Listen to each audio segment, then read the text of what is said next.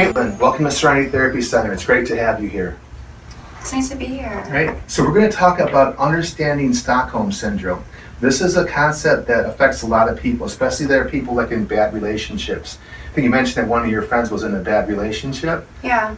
So we're going to kind of talk about, what happens to people. So if you don't mind, please read out loud after understanding Stockholm Syndrome. All right. For 6 days in August 1973, thieves Jan Erik Olsen and Clark Olofsson It's close enough. Olsen's good enough, right? held 4 Stockholm bank employees hostage at gunpoint in a vault. When the victims were released, their reaction shocked the world. They hugged and kissed their captor, declaring their loyalty even after kidnappers were carted off to jail. They insisted that their kidnappers should receive the lightest sentence possible and advocated for their release. Yeah, so they advocated for their release. So let me ask you a question. If you were held against your will in a bank vault for 6 days, right? You're eating shitty pizza, you can't shower, guys with a bunch of guns are all around you. If you're finally free from that scenario, what would be a healthy reaction towards those people? What would be actually normal? Hating them and wanting to get as far away from them as humanly possible. Awesome answer. That would be normal, right? Yes. So Stockholm Syndrome doesn't make much sense. Instead of them hating those people and saying, they ruined my life, I probably have PTSD, now I'm stuck seeing Raj for 2 years, right? Instead of them saying that, what are they going to be saying?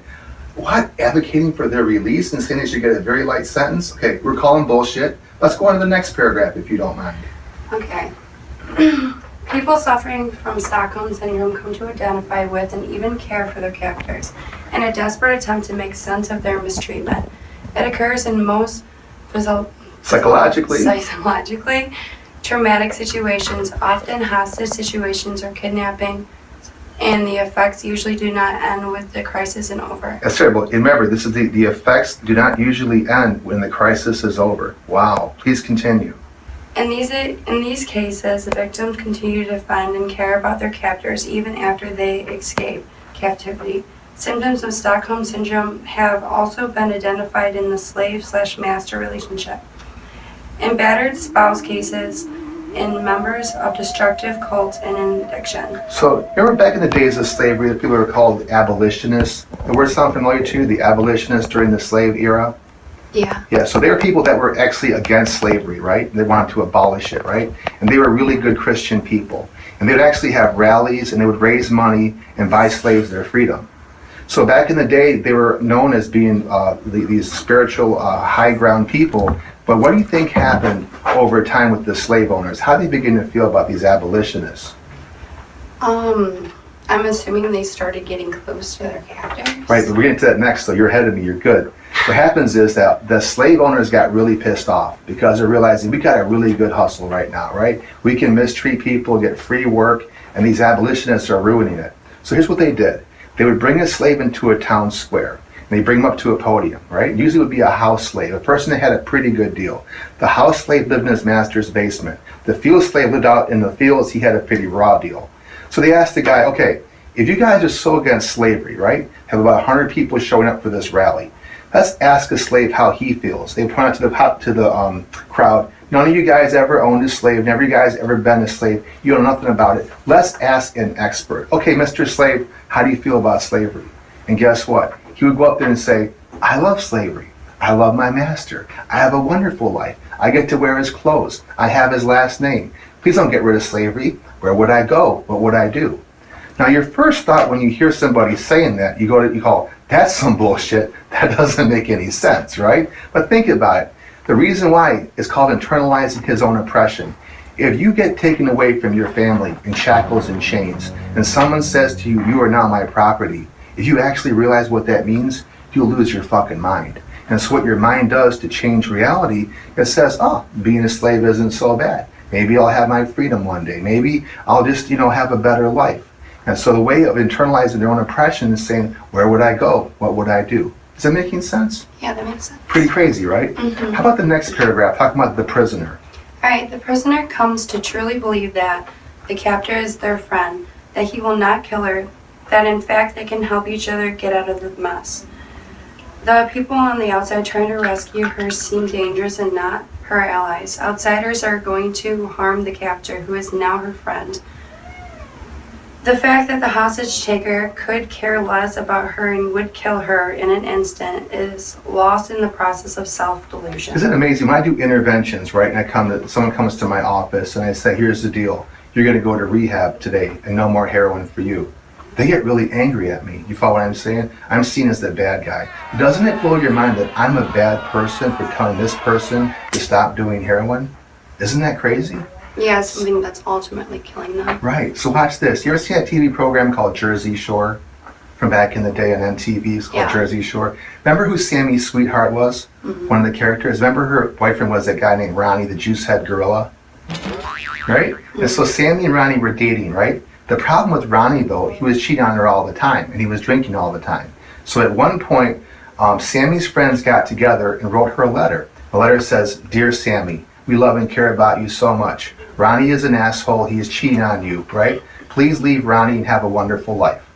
Now, knowing what you know about Stockholm Syndrome, though, what would have been a normal reaction for Sammy?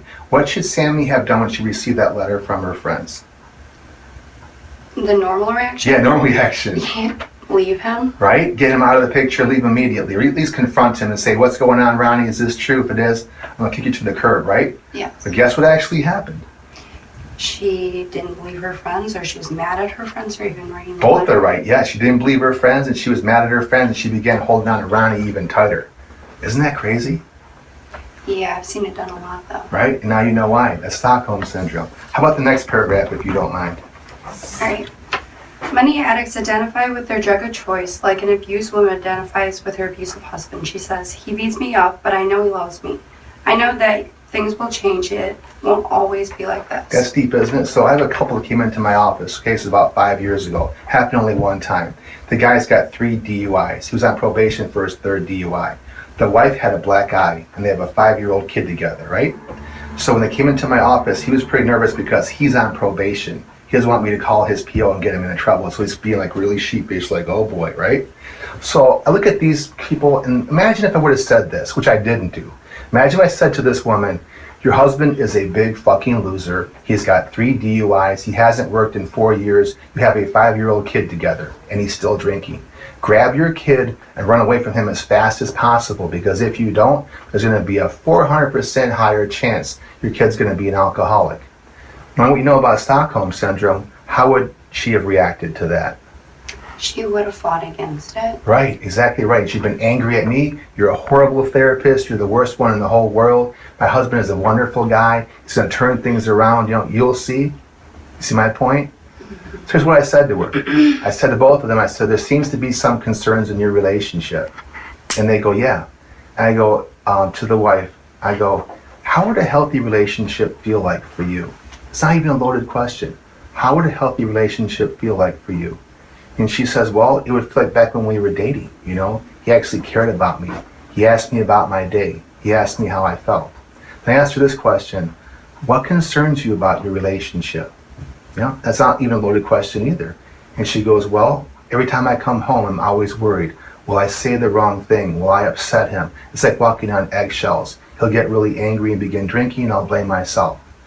Then I say this deep question. I say, if you had a magic wand and could wave it over your husband, what would be different about him? That's some deep shit, right? Mm-hmm. And she begins to tear up. And she goes, well, he'd stop drinking and go to AA. Now, I'm pretty fucking smart. I could have said all that shit to her, right? But it wouldn't have any kind of difference. The thing is that as she heard herself speak, she learns what she believes. The truth is in her heart. She knows what's best for her family and how to help her husband. My job is to draw that information out.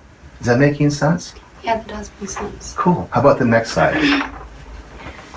Sadly, when family and friends tell the vulnerable victim, your heroin is killing you, your alcohol is killing you, can't you see what has happened to your life? The victim/addict, who you would expect to say, wow, that's true, I need to stop this shit, actually begins to embrace their captor/drug even tighter. Whoa, that doesn't sound very good. Please continue.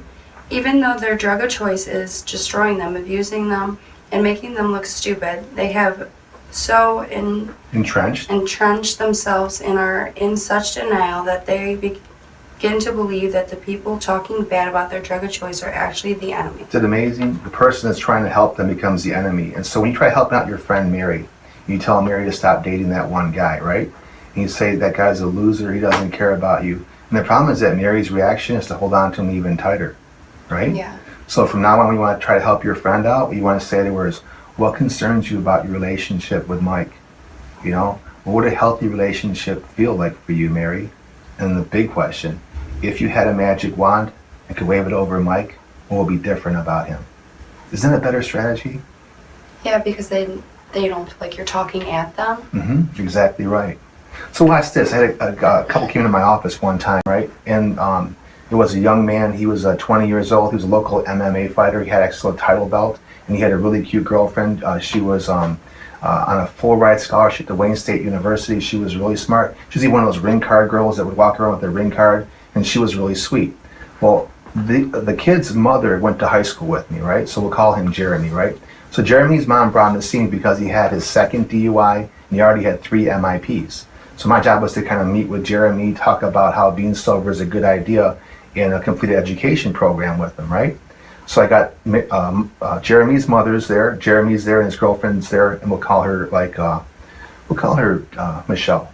So I begin talking. I say, Jeremy, your father's an alcoholic. You have 2 DUIs. You got all these MIPs. I'm really worried that you're an alcoholic, and we have some concerns about you and your court case. So Michelle jumps in and she goes, hey, I want to say something. I go, of course you can, Michelle. Please say whatever you want. I want you to feel safe in this room and have your voice heard. She says, Jeremy, if you drink again, I will leave you. I got a chill up my spine. Isn't that crazy? Jeremy, if you drink again, I will leave you. So you're pretty smart. What should Jeremy have said in my office with his mother there and his girlfriend there when she begins saying something that's so deep and powerful? What should Jeremy have said in my office? That he will actually put effort in and stop drinking. Exactly right. Or I'm going to go to some meetings. You're making a really good point. I care about you too. I'll make some changes, right? I'm almost never shocked. I was shocked. Jeremy's reaction blew my mind. He leaned towards me and goes, that bitch ain't going nowhere. I'm like, no, dude, she's right over there. Please don't do this.